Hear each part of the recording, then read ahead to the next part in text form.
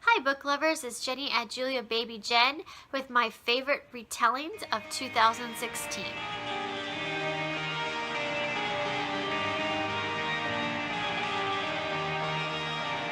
Okay, so these are my favorite retelling books that I read in 2016. I have quite a lot. I read a lot of retellings this year, but these are the cream of the crop and the best ones I read.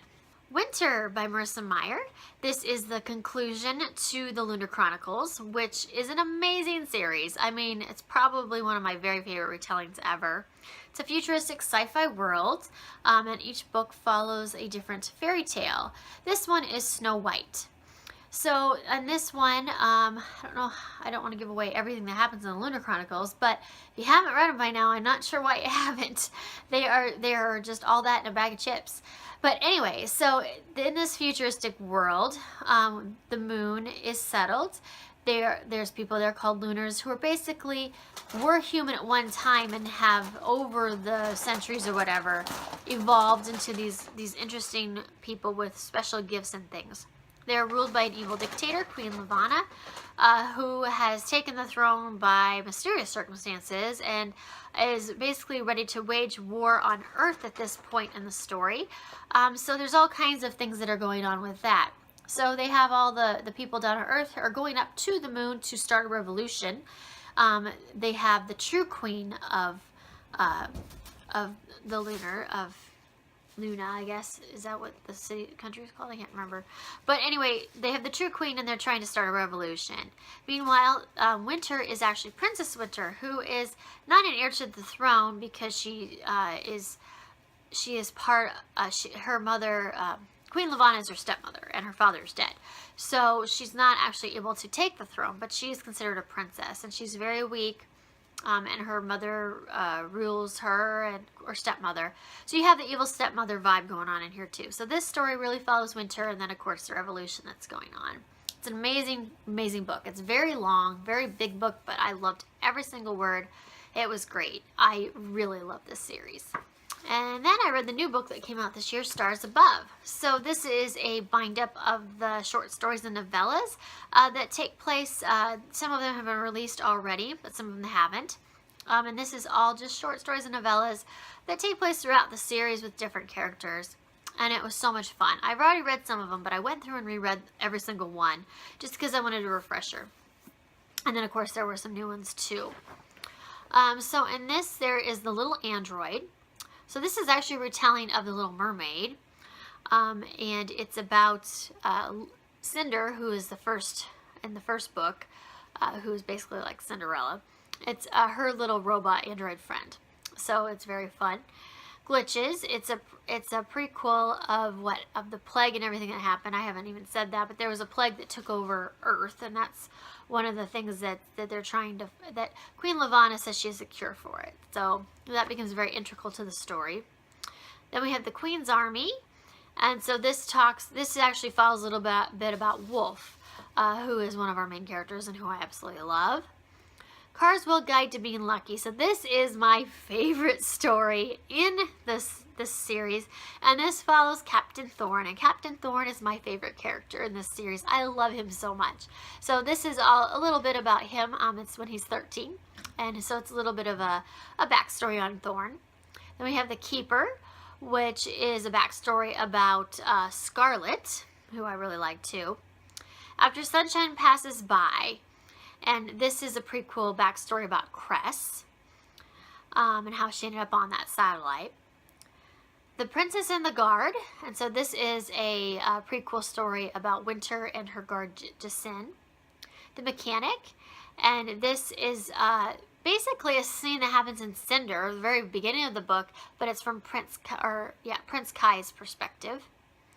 And Something Old, Something New, and there is a wedding in this one. I'm not going to tell you whose wedding it is. So that one was really fun too. All the stories were great. I loved every single one. They all added something to the series, and I think it's worth reading if you love the series. So yes, I love Stars Above. Red's Untold Tale by Wendy Darling. This is a book spinoff from Once Upon a Time. So this is a retelling of Little Red Riding Hood, basically. I'm not super familiar with the series. I've watched a little bit, and I do like what I've watched, but I really wanted to read this book, so I love Little Red Riding Hood. This follows Red, and she's about to turn 13, and Granny gives her this special red cloak that's supposed to protect her from the wolves. So the village worries about, it's called wolf's time, and it's when the full moon hits, and there's these big wolves that roam the forest and go around and create havoc, so everybody hides about that time. So she created this cloak to protect her.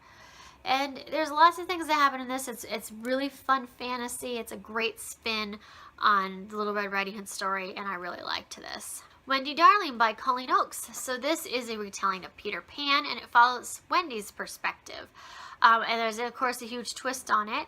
And Peter turns out to be not such a good guy in this one. So it's kind of a sinister spin on Peter Pan with Wendy as the main character. It was a fun read. I really liked it. I think it's going to be a trilogy, so I'm excited for the sequel. It left things left off where Wendy was definitely in some danger. Kingdom of Ashes by Rhiannon Thomas.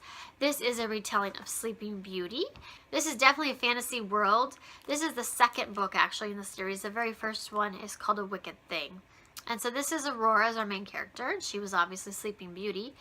And it's kind of got a dystopian vibe to it as well. Basically, there's a royal family who has I mean, it's been 100 years since she died, so her family has passed away, and this royal family has taken over her country. At this point, she's been awake for a while, and she realizes that she doesn't want any part of this scheme that they're doing. They're trying to basically marry her off to a prince in their family to gain control of their country permanently, and they're not great people. So this one, she's run away, and she's trying to search for a way to get back her kingdom. And this one has a lot to do with dragons, and it's really, really awesome. I really love the world building in this one. This was so much fun. And finally, I have Strings by David Estes. This is a standalone sci-fi retelling of Pinocchio. Now, I've never heard of a retelling of Pinocchio, so this was very fun because it was so original, and I do love Pinocchio. But this was awesome. The sci-fi elements to it were great. Everything made sense. At first, it seemed a little odd, but then it all comes together, and I just really love this story. It follows a girl named Pia and her father, Gio, and they are stuck in this, I don't know, workplace type environment. And they have strings that control their every movement, and they're controlled in the ceiling. So basically they're big puppets. And they do certain work for this company, and they have very little freedoms. So this is all about Pia's story, about her learning more about her past, more about this company, and more about how she might be able to cut her strings and be free. So it's just a really interesting story. I love the parallels to Pinocchio, but it's such a cool story. I just really love this book. And those are my favorite retellings that I read in 2016. Leave me any comments below with any retellings that you read that you really loved. I'd love to talk about them, and I'd love to get suggestions as well. I hope everyone has a good day, and I will talk to you later. Bye.